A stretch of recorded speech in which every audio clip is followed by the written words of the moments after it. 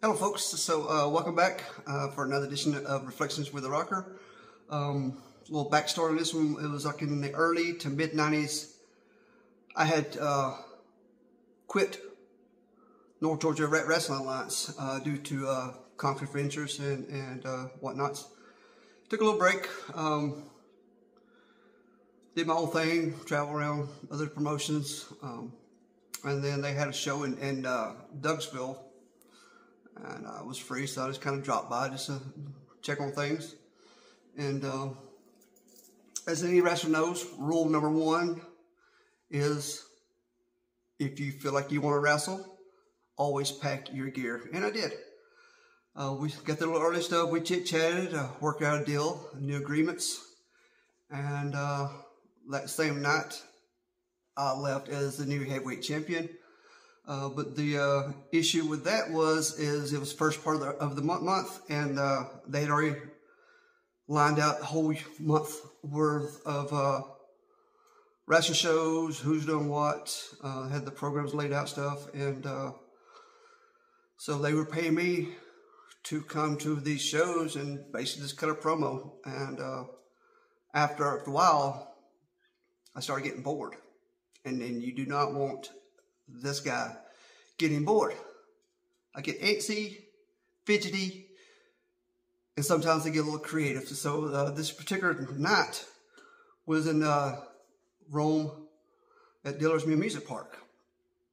And the main event was Loverboy Lee Thomas as the bad guy against a guy who was doing Tommy the Toolman Thompson, I think it was. You know, had the hard hat, the tool belts and stuff like that. And like I said earlier, it was the main event, and it was a lumberjack match. So you had all the wrestlers, you know, around the ringside. So the board rocker turned into the creative rocker and went over to the music man and said, "Here's Tommy's Toolman's new music for tonight."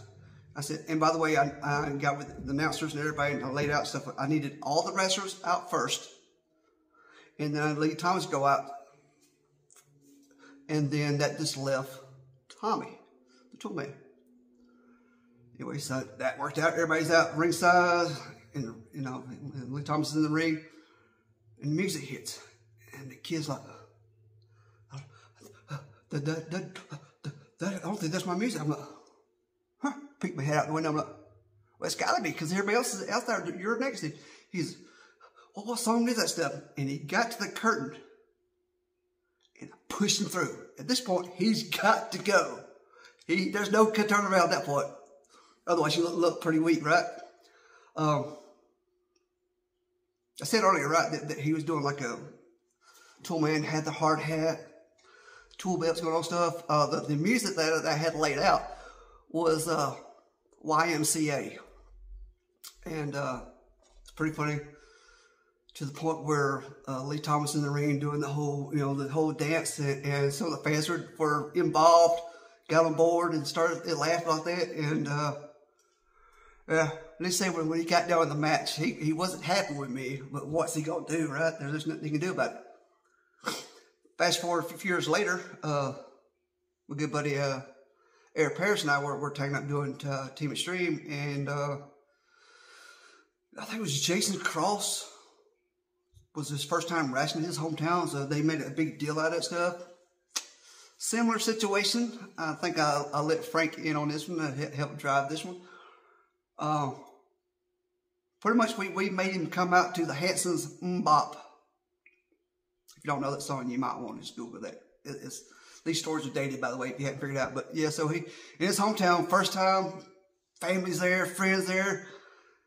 We changed the music to Mbop. Yeah, good times. You know what they say though, right? Well, what goes around comes around. Yeah.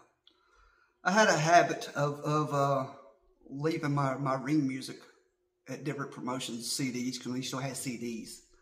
Now everything's digital. But anyway, so good friend of mine, he one of the first ones that started calling me Uncle Terry.